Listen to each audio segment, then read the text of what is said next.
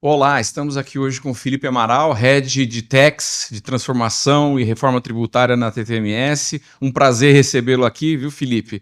Você é um convidado especial, tem um histórico na área tributária gigantesco, que é o que mais importa para a gente aqui nos bastidores do tributo. Nós queremos falar das coisas reais que acontecem no mundo tributário, menos academia e mais prática. Muito obrigado por ter aceito esse convite, Felipe. Legal, Paulo. Obrigado pelo convite.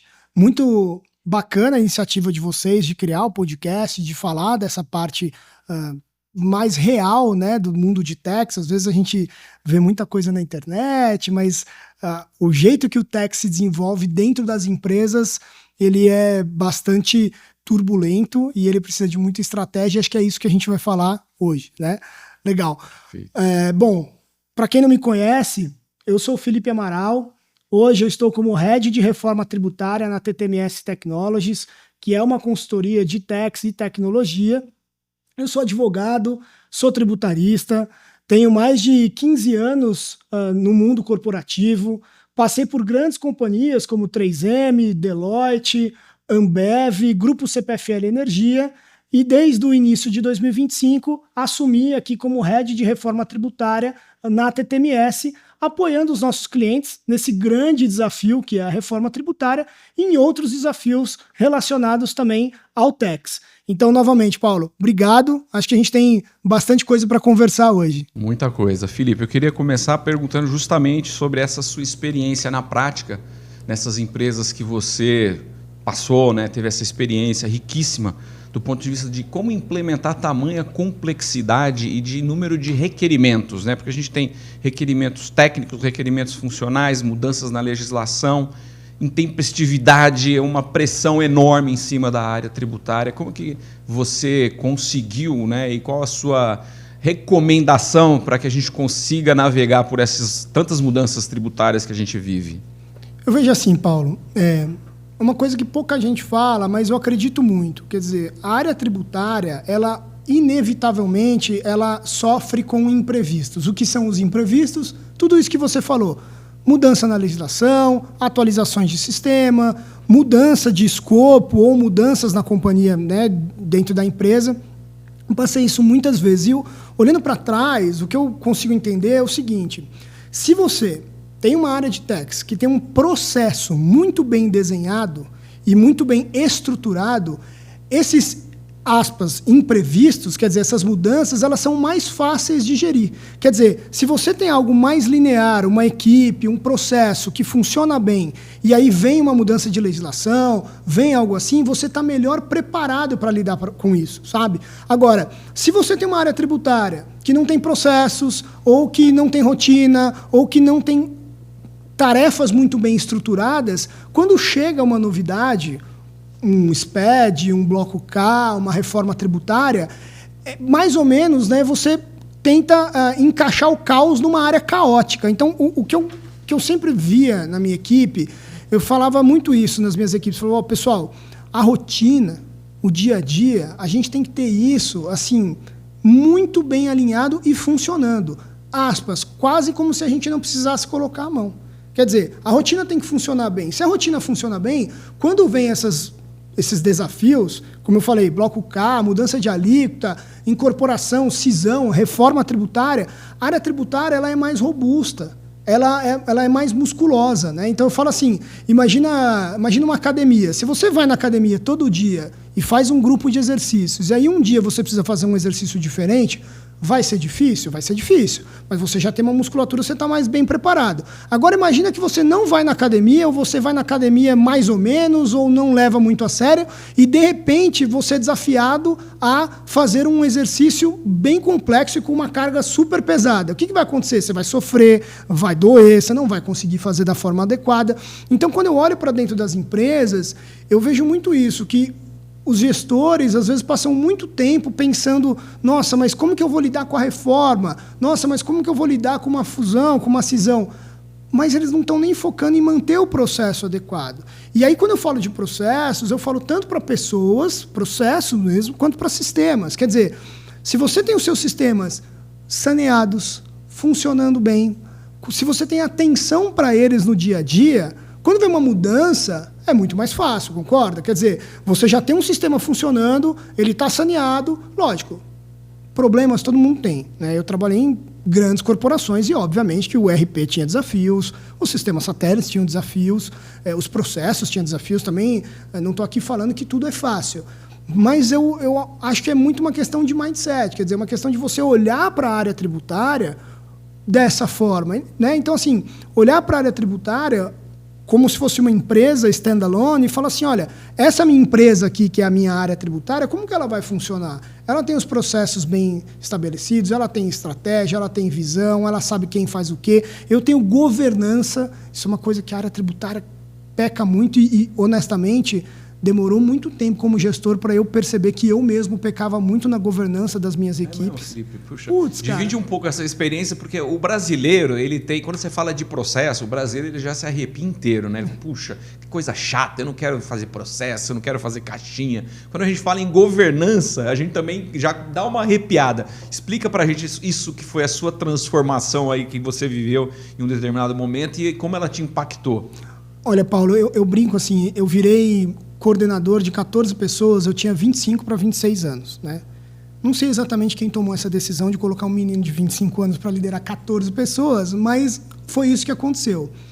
E ali, naquele momento, eu estava me desenvolvendo como líder, eu estava aprendendo. Então, eu coloquei vários processos, eu mudei muitas coisas na equipe que eu liderava, ali na minha primeira equipe, e aí nas equipes subsequentes, obviamente, mas nunca funcionava direito, sabe? Eu punha um processo, ele desandava, eu treinava as pessoas e daqui a pouco não estava funcionando. E isso foi me acompanhando durante um tempo. Obviamente que o tempo vai passando, você vai ganhando mais maturidade, você vai fazendo esse exercício de autoconhecimento, vai lidando com mentores, com pessoas mais experientes, que você começa a perguntar. E aí uma coisa que eu aprendi nessa jornada, olhando para trás, não adianta você pôr um processo se não tiver governança. Quer dizer, eu dou um exemplo muito prático, né? Então, imagina que no grupo CPFL, que foi meu último desafio dentro do mundo corporativo, era uma empresa que tinha aí 110, 120 CNPJs ativos, matrizes, pelo Brasil inteiro, com quase 10 segmentos de negócio diferentes. Eu tinha uma área estratégica que tinha 7 pessoas. Então, você imagina a quantidade de assuntos que rodavam dentro da área. E, depois de um tempo, eu comecei a perceber que sempre tinha um assunto que ficava perdido. Ou a área esquecia, eu esquecia, ou a área de negócio, né, o nosso cliente interno parava de falar daquele assunto e a gente parava de fazer o follow-up. E aí, de repente, o assunto surgia e aí era o imprevisto. E aí atrapalhava toda a minha rotina, parava, era e-mail, enfim. O que eu percebi depois de um tempo? Falta governança. Então, toda segunda-feira eu fazia uma reunião de governança. Eu pegava todos os assuntos da minha área, sentava, né, as pessoas que eram os meus liderados direto, minhas lideradas direto, e passava todos os assuntos, obviamente os principais, não os menores, e aí estabelecia uma governança sobre a área. Então, quando chegava um imprevisto, eu falava, opa, peraí, vamos lá na nossa lista. Vamos pegar a nossa reunião e vamos olhar tudo que tem lá na nossa esteira e vamos ver onde isso vai encaixar e onde isso vai impactar. E é interessante, Paulo, porque hoje na TTMS a gente tem muito essa visão. Quer dizer, olha, reunião de governança, olhar o que a gente tem para fazer. Entrou um cliente novo, onde a gente vai encaixar? Entrou uma demanda nova, um produto novo, onde a gente encaixa isso? Então, essa visão de governança, ela é extremamente importante, porque se você, obviamente, tiver um processo, mas se você não tiver governança sobre o processo, é natural. Imagina as multinacionais, tem turnover, as pessoas são promovidas, as pessoas mudam de função. Então, no final do dia, o processo acaba se perdendo. Então, se você não tiver uma governança para ter a musculatura para estar preparado para desafios que nem a reforma tributária, com certeza você vai sofrer muito mais. Interessante. Então, quer dizer que um dos segredos aí para gerir tamanha complexidade são os processos, essa governança e uma cadência, né? Acho que você estava explicando justamente essa questão da governança, talvez nas minhas palavras, é uma cadência para as coisas acontecerem de uma maneira mais orquestrada e menos aleatória, né? Deixa que eu faço, vai lá, Maguila, e resolve, né? É isso, Paulo. Eu falo assim, dentro de grandes corporações, e obviamente hoje também com essa visão mais holística e mais estratégica, que eu tenho, obviamente, ali dentro da TTMS, olhando para a reforma tributária, isso para mim é muito claro hoje, né? De novo, é fácil falar hoje, né? O Felipe de 25 anos não sabia isso. Acho que o Felipe, talvez de 35 anos, que há 3 anos atrás, não sabia isso.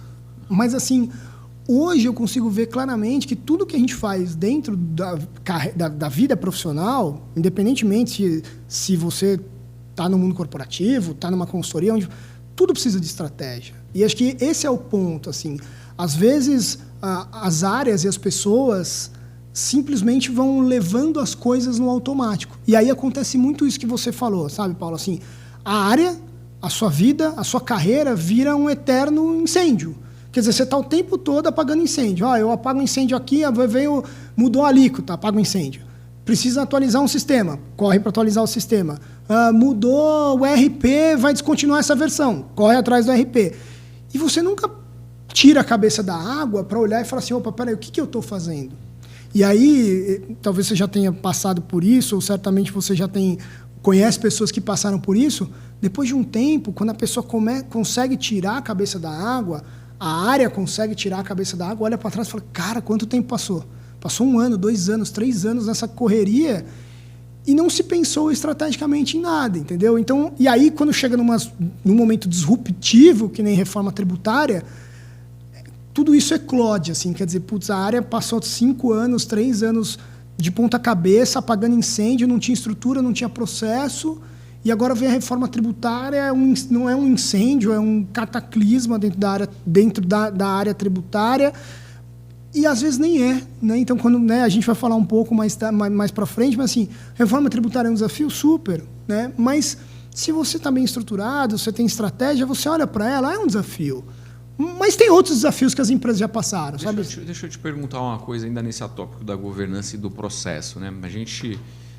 Eu estava muito curioso em entender de você se parceiros externos têm parte nessa sua governança e qual é o papel disso. É possível resolver todos os desafios tributários com uma equipe interna sozinha? Não é possível e não é estratégico, né? Eu falo assim, primeiro a gente tem que tomar um pouco de cuidado com essa síndrome de super-herói que nós costumamos ter, né? E eu fui naturalmente, né? Todo mundo brasileiro tem essa. Eu acho que né? é uma questão da humanidade, é uma questão do brasileiro e é uma questão até, eu posso falar isso com todas as palavras, porque eu experienciei isso, quer dizer, eu já fui esse herói, já quebrei muito a cara, para ser bem transparente, e depois de um tempo eu aprendi, falei, opa, peraí, não dá para assumir tudo. E aí entra de novo essa questão da estratégia e a gente já começa a olhar um pouco para essa visão de change management, quer dizer, de gestão de mudanças, quer dizer, será que eu preciso fazer tudo sozinho? Será que é estratégico eu fazer tudo sozinho? Hoje, que eu trabalho numa consultoria, a gente se pergunta sempre isso. Quer dizer, será que faz sentido eu contratar 100 pessoas? O que eu vou fazer com essas pessoas daqui 5, 10, 15 anos? Né? Ou 2, 3 anos? Né? Dentro das empresas é a mesma coisa. Eu passei por disrupções e eu pensava, nossa, será que nesse sentido, nesse momento, faz sentido fazer tudo sozinho? Então, eu vejo assim, é importante ter parceiros externos por 2 motivos. Primeiro, por essa questão estratégica e de você entender que as grandes corporações elas estão lá para cuidar do business. Né? Então, assim, eu falo que uma empresa que vende mercadoria, ela está lá para vender mercadoria. Ela não está lá para apurar imposto, ela não está lá para fazer contabilidade jurídica, ela está lá para vender mercadoria. Né? Da mesma forma que a sua área tributária de compliance, de planejamento, ela está lá para fazer compliance, planejamento. Ela não está lá, eventualmente, para gastar horas mexendo num sistema. Ela não está lá para gastar horas pensando em, eventualmente, desenvolver um novo sistema que pode ser que já exista no mercado. Então, é usar o parceiro externo, de novo, com uma visão estratégica interna, e mais do que isso, o parceiro externo ele tem uma visão nichada daquilo que ele faz. Então, eu vejo muito isso na TTMS hoje. A nossa consultoria ela tem uma visão muito estratégica sobre implementação de reforma tributária e change management. Talvez a empresa, se quiser desenvolver tudo isso dentro de casa, vai conseguir, óbvio. São pessoas, elas são inteligentes, elas vão aprender. Mas qual é o esforço que vai ser colocado nisso e qual é o tempo que vai demorar? Então, no nosso caso, a gente entra muito com essa expertise. E aí, quando você fala de parceiros externos, vale para sistemas também. Quer dizer, eu tenho um sistema interno, eu vou gastar horas desenvolvendo ele, ou eu posso buscar um parceiro externo que tem uma solução pronta que aquela empresa trabalha só com aquilo e tem muito mais conhecimento que eu no tema, entendeu? Então, é usar de forma estratégica. Entendi.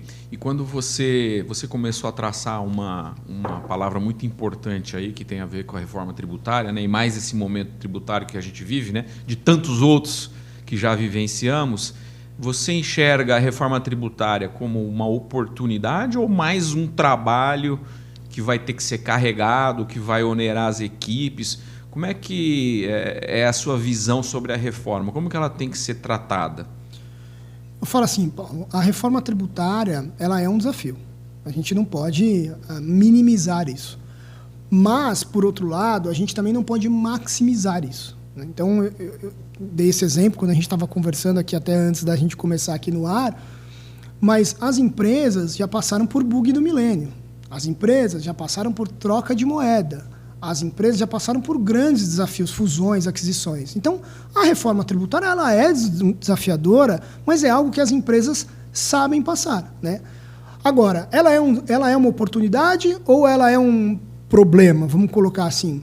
Eu acredito muito que ela é uma oportunidade para aquelas pessoas e empresas que entrarem com esse mindset na reforma tributária. Uma coisa que eu falo muito para os nossos clientes e falo até para amigos e colegas, eu falo, olha, você tem que entrar nesse momento de reforma tributária com essa visão de gestão de mudanças, né, de change management, e aproveitando para procurar sinergias, procurar automações, procurar ganhos para você entrar na reforma tributária capturando isso. Porque com certeza tem oportunidade, Paulo. Assim, lógico, todo mundo fala isso e eu não discordo, a reforma tributária traz alguns desafios de conciliações, split payment, conta corrente diária do governo, são novidades que as empresas vão demorar um tempo para se adaptar. Mas é um sistema muito mais simplificado do que a gente vive hoje, né? Vamos lá, a gente está num sistema, no mínimo, caótico, para não usar uma palavra mais pesada aqui. Então, assim, é uma oportunidade? Mas a empresa ela tem que entrar na reforma tributária com esse mindset. É uma oportunidade, eu preciso abrir meu olho, eu preciso abrir minha cabeça e começar a olhar para os meus processos e para aquilo que está mudando com esse mindset. Porque se não entrar, Paulo, aí sim ela vai ser um problema. Aí você não vai automatizar, você não vai capturar as oportunidades e mais. Você vai ter problemas. E aí eu falei isso para você, eu acredito muito nisso. Pior do que fazer uma reforma tributária é fazer 8. Porque se você não entrar com esse mindset na reforma tributária, pô, meu amigo, a gente vai fazer uma reforma tributária em 27, outra em 28 e assim por diante. A empresa, né, eu falo muito isso para os meus clientes. Eu falo, olha, pior do que justificar um budget é justificar 8. Então, assim, pede um dinheiro, captura as oportunidades e entra na reforma tributária com esse mindset. Me preocupa muito quando a gente vai nesses fóruns, quando a gente está, obviamente, em eventos e ouve até profissionais da área tributária falando assim, mas a reforma tributária é complicada, pô, e vai dar muito trabalho, a gente já tem muita coisa para fazer. Eu falo assim, a reforma para quem é da área tributária, a reforma tributária não vai dar trabalho, a reforma tributária é o trabalho. Ela é o trabalho. A gente trabalha com isso, ela é o trabalho, concorda? Sim. Tem coisa mais importante? Esse é o nosso trabalho, cara. A gente está aqui para isso, sabe? Muito bom. Essa frase ela é o trabalho, né? Porque ela vai dar trabalho, né? Mas mesmo assim é muito interessante essa sua abordagem, né? O mindset é o pensamento da empresa perante a reforma tributária e perante os desafios que remete muito até a nossa vida pessoal, né? Ou você encara um negócio, ele não vai desaparecer sozinho, não tem jeito, né? Você tem que encarar aquilo, você tem que ler o texto da lei, interpretar aquela lei perante ao seu negócio, porque não dá para generalizar, é muito específico, é isso mesmo? E acho que essa questão de você talvez minimizar ou você não querer enfrentar de frente leva companhias a situações delicadas, né? Então, eu vou te dar um exemplo de uma coisa que eu já ouvi mais de uma vez no mercado, ouço isso quase semanalmente, em empresas de portes diferentes. Daqui não estou falando de um pequeno empresário, estou falando desde uma empresa de porte menor até multinacionais de grande porte, em que você vai para a conversa com um gestor de tax, ou até com um controller, e a primeira informação que vem da empresa é o seguinte: não, mas eu estou tranquilo, porque o meu fornecedor de RP está atualizando o RP e vai me entregar um RP atualizado. Pô, legal, né? Primeiro passo dado, mas e a parametrização? E o CCLES, e o GTIM, e os novos códigos de rejeição, e, né, e as novas tabelas para classificar dentro das alíquotas, se for alíquota reduzida ou não? Como é que tá? E aí a empresa trava, assim. Quer dizer, o cara está esperando que o RP vai ter uma atualização e vai resolver a reforma para ele, é isso? Exato. Então ainda criou-se essa falsa percepção. Tecnologia resolve tudo também. E de que é plug and play, entendeu? Eu tenho um sistema, parece que é a atualização do seu iOS, sabe? Assim, ó, não, eu vou apertar, ele vai atualizar o iOS e o sistema vai continuar funcionando. Não vai continuar funcionando. Não vai continuar funcionando. Então, uma coisa que aí, de novo, eu buscava muito quando eu era gestor de grandes equipes, eu falava assim, pessoal, entendam todos os impactos da mudança de uma maneira mais geral, mais holística, não só olhar para o tax. Eu até brinco, né, Paulo? Na reforma tributária o tax é o mais fácil, cara. O cálculo vai ser por fora, tem coisa mais fácil do que isso. É muito simples. Antes o cálculo era por dentro, né? Tinha os MVAs, as pautas. Mas até a gente tem visto, né? E aí, obviamente, já pegando até a experiência da TTMS nos clientes, onde a gente apoia eles a fazer o desenho funcional, a entenderem o desenho funcional.